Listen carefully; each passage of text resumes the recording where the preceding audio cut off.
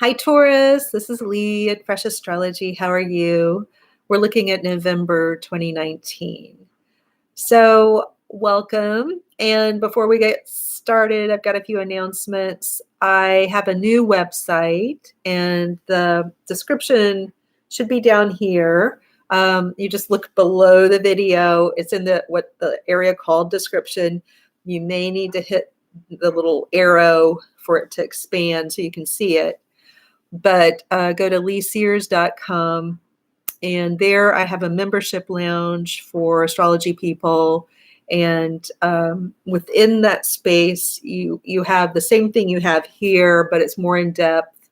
So you have the monthly videos, the annual videos. I've got half of 2020 up already, and all of November up. And I do weekly forecasting and some astrology instruction.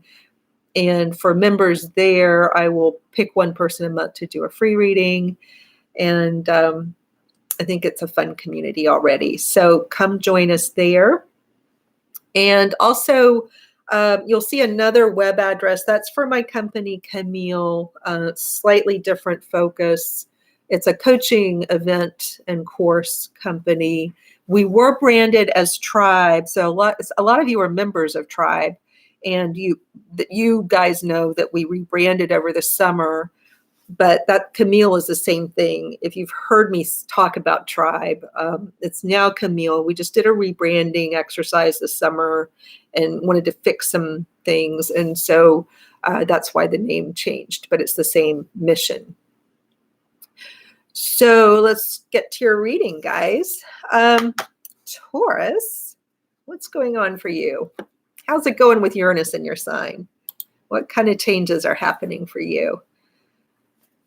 And seriously, I ask, you can let us know and let your fellow Taurus people know, your Taurus peeps, know what's going on for you. They may relate. You may find that you're sharing similar situations or experiences or feelings. But the first thing, I'm gonna review 4 transits. And in the lounge, I did more, but to narrow it here, I'm going to do 4. And then if you guys have questions, let me know and I'll try to get to them. So Mars square Pluto is how we start on November 5. And for you guys, Mars is going to start the month in Libra and move on to Scorpio. So it's Mars moving from your 6th house of health, your daily schedule, your work life, and sometimes taking care of others and their health.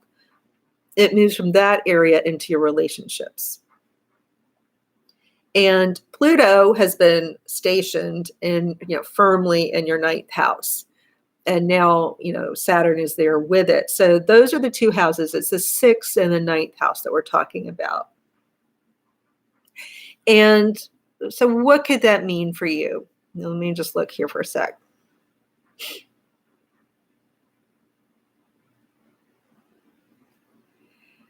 I think in your career and what you're doing with your life, you are in a position of learning a lot and maybe teaching others. You may have reached, some of you, depending on your age. If you're quite young, this may not apply so much.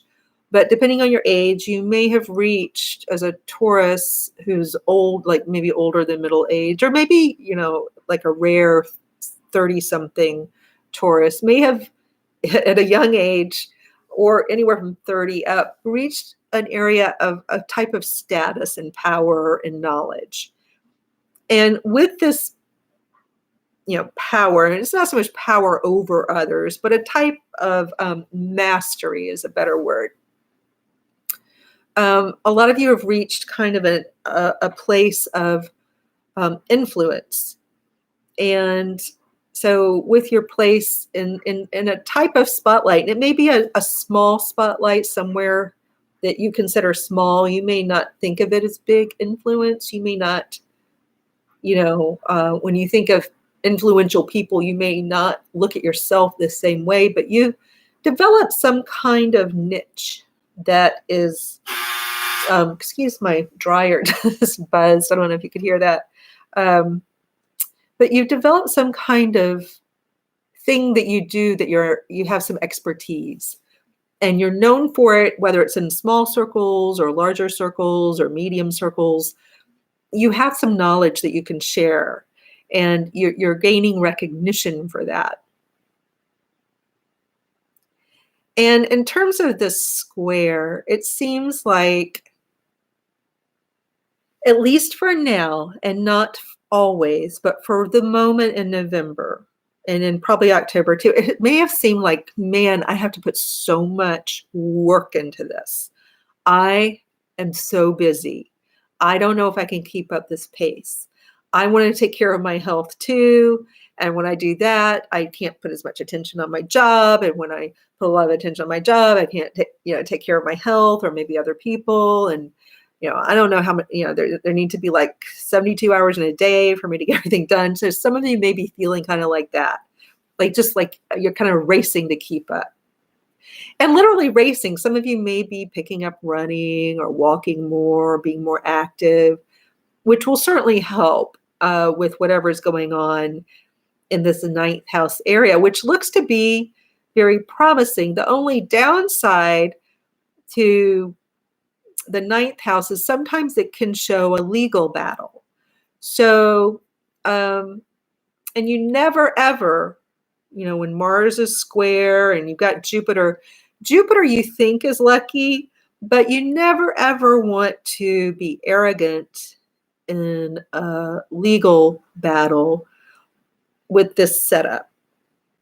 I think you want to just do your due diligence. And with Pluto, you want to, and with Capricorn and with Saturn, you want to move at a slow pace because that's going to ultimately be most beneficial.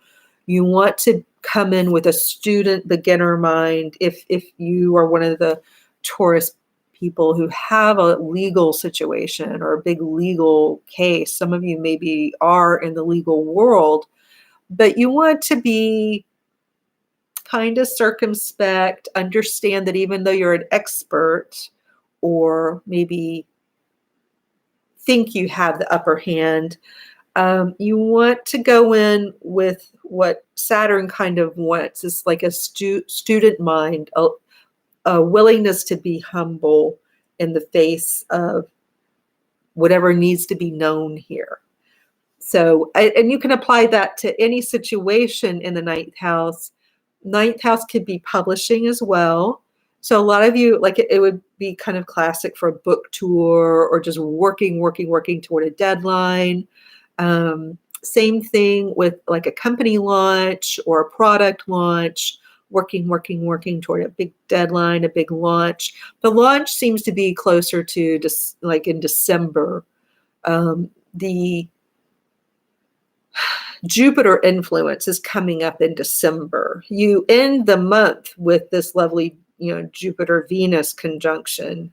So we'll get to that in a second. But and for some of you, it could be like second marriage or a wedding that's coming up. And you're in preparation. Anybody who's ever planned a wedding, it can just take a lot of time and take a lot of effort that can chew into your schedule until you feel like maybe you're running out of time. So it just depends on what fun things are going on in your life, Taurus. Hopefully not a really bad lawsuit. But just, you just go in with kind of student mind, like I need to be open-minded and be learning. Take the approach of, if I were watching this as a, like a case study, what would I learn about this? And kind of have that approach to whatever you're doing. Then we have the full moon on the 12th, and this is actually a full moon for you personally. It seems a time of fruition and maybe endings with a particular partnership. So this could be like if you think of who you work with as partners, then maybe there's a time of conclusion here. This could also, but it doesn't have to be. So if you're with like a work partners, you're like, no, I don't want anything to end here. It could just be a time of fruition, like we're getting the fruits of our labor, because it looks like you are laboring a lot. So there could be fruits of all the effort. There could be an illumination of any partnership issues. There could be a light shed on some stuff you need to work out. And this applies to love partners as well. There could be a time of conclusion or fruition or enlightenment around love partners as well. So because we just talked about the big court case, and you've got Jupiter in the 8th house, and because of the full moon here, there are going to be just a few of you. And again, you'll know if it's you, you'll understand very clearly. So this will clearly not apply to some Taurus people and clearly apply to some. You'll know who you are. But some of you may be in a divorce situation. And that's why we see all the money and the legal stuff going on at a time, of a full moon here and Mars coming in. There could be something there for a few of you. But again, some of you could just be getting married or something or getting engaged. It could just as likely be that for a few of you. It just depends on, they're going to be, there are different layers of meaning here. It's not going to be the same for all. And then on the 24th, like I said, you've got this beautiful Jupiter-Venus conjunction. Again, given the situation in the chart, like where they are, they're at the cusp of the 9th house. And because 9th house can be the law, because Venus can be the law, because Jupiter can be the law, there is that possibility there. It would seem, but I don't want you to get cocky or to count your chickens before they hatch. But when you have a Venus and Jupiter conjunction in your 8th house, generally speaking, one would think of it as a relatively good thing. However, and it's got all, it's got good alignments around, it looks like it would be good. But again, with Saturn and Pluto and Mars playing the way they are, and with Uranus in your sign, you don't want to be arrogant or assume anything. In fact, I think that would be your downfall. So I think even if it's looking good, it looks like you'll get what you want, you have to go in with some humility and an I don't know kind of attitude. I don't know how it's going to go, and I have to proceed accordingly because I don't really know how it's going to go. I think, and then you want to avoid direct attacks with Mars doing what it's doing. You want to avoid being the attacker. You don't want to go in with arrogance and bullying and pushing people around, because with Pluto and Saturn at the top of your chart, it could just really backfire on you. So you don't want to do that. So try to give you some to make this really work out. But I think a lot of you could be, for whatever reason, maybe you're taking a teaching position or some kind of leadership position, or something is occurring where money's coming to you. So for some, it could be loans for real estate. It could be loans for college, for yourself or for kids. It could be an inheritance for some. But money's coming, I would think. It would be strange if it didn't. Then we would have to do a little digging there, like, why is that meaning something else for you? Overall, I think money's coming to you. Let's see if you guys have any questions. A lot of changes in the air, says Ella. Yes. Gail says, I'm 55-year-old, starting my life over. Makes sense. Left a 40-year marriage, gladly. Yeah. He was abusive. Well, good for you for leaving. I have spent the last 3 years working on me. I'm now on my own for the first time in my life and love it. Beautiful. Wow. That's such a Uranus, from the point of view of Uranus. Uranus wants freedom and loves it and feels good shaking off the dust and moving on and not putting up with anything anymore, shaking off. So yeah, that's a really good example. And you say you're writing a book. Beautiful. It's just such a great time. So so what Gail's talking about here, she's really living her astrology. You see it in her story. And when I say living, she's making the choices. So she's getting the high side of this energy. She's making the choices that put her on at an advantage with the energy coming in for a Taurus. Ella says, I am published in the Cozy issue, which comes out in November. Yay! So, yeah. So publishing, a big publishing moment, that is just spot on, exactly what we were talking about. And Gail adds, not putting up with anything. So you guys are living your astrology beautifully. You're making choices that have led you to kind of benefit from the high side of this energy. So good for you guys. That's perfect. So let's talk about the new moon on the 26th. Looking at the wrong one. Here it is.